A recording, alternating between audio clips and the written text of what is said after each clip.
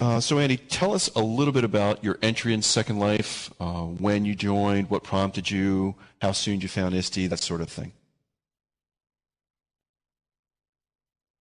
Okay, well, my supervisor came to our tech staff and told us we need to check out, a variety of the moves, and especially Second Life, because it's being talked about as an educational venue. To be honest, a little skeptical. But, I started taking a look at it, and certainly from my standpoint of in tech ed, I was looking for some big names in technology. Education, and ISTE, of course, is a big one. So doing some searches, I found, EdTech Island, ISTE, Discovery, I think, was just coming on board, and sure enough, teleported and met just right from the start, from Raven and you to Kitty, just some great people. So it was a really great way to get meet people and get started and learn. Super. Last summer, you formed a group called the Virtual Pioneers. Tell us a little bit about the focus of that group and what inspired you to create it. And I got a couple of pictures here that go with your talk. Okay. This looks like your logo. Yeah. Well, I'll start kind of with the second part of your question about the inspiration to create it. And really, it started with the Virtual Alamo exhibit. I remember when Kitty was just putting the finishing touches on it.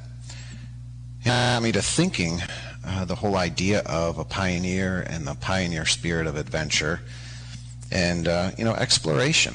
And that's really, what, in my mind, what Second Life was for me. It was coming into a new world and being able to explore and go new places.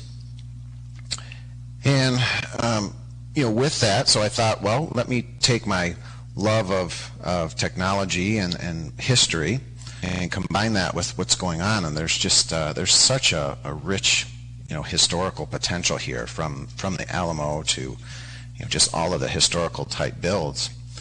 And so it tapped into all of those: technology, learning, and history. And I thought, well, let's run this by some of my friends locally. And sure enough, I had some TAH friends, and we got together, and just from Western New York, and then got some friends in, and we just kept growing and growing. We got more people, more members, and pretty soon we've got members from all over the world, and we started doing just all kinds of fun things, from having guest speakers. We have a Historical Building 101 class. We had a costume frolic, which I think there's a picture of in here, where all our members dressed up in costume. There it is.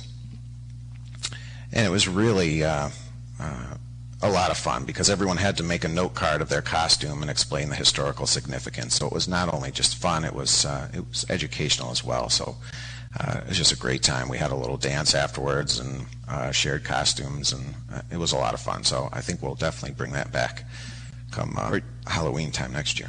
So you're saying they actually designed and created period-correct costumes in SL? Some did, or some just went out like me and bought a costume, and then again did the research on it. Fair enough. So, yeah, it's all good.